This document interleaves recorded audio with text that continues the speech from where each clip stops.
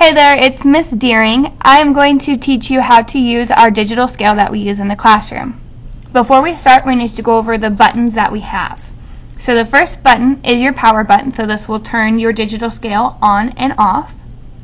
The next button is the M button. We will use this to go back and forth between different units. So if it's not already on grams when we start, we'll have to press it until it goes back to grams. We have our PCS button, which we don't need to worry about, we will not use. And then we have our T button, which is our zero or our clear button. So really the only buttons that we're ever going to focus on is our power, which is our first one, our M button, which is our second one, and our T button, which is our third. So I'm going to go ahead and turn my scale on. And it's already set at 00, and it's already on grams. Remember, if it wasn't on grams, I would have to press my M button until it went all the way to G. And if it wasn't already zeroed out, I would have to press my T button to zero out my scale. So now that my scale is all set, I'm on grams and 00, I can go ahead and start finding the mass of different objects. So first I'm going to find the mass of my stamp pad.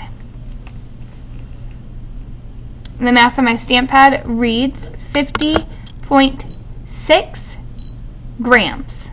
Notice how I have my decimal point, and I did not forget to include my unit. Alright, I'm going to try another thing.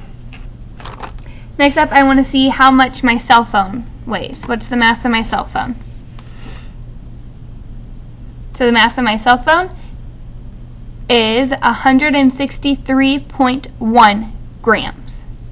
Okay, if you were paying attention, you noticed that it kept going back and forth between 0.1 and 0.2 grams. You always want to wait until your scale is all the way done changing before you record your answer.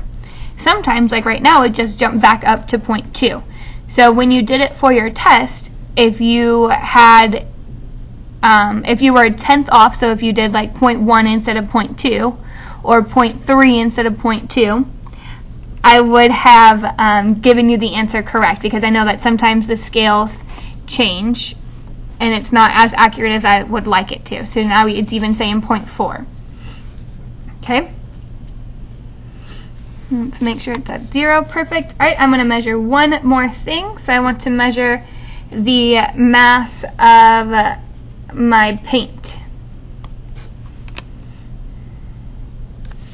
And that is 57.5 grams. Alright, now I want you to do this one.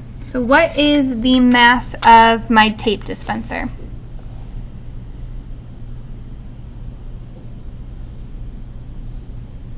Did you get 36.6 grams?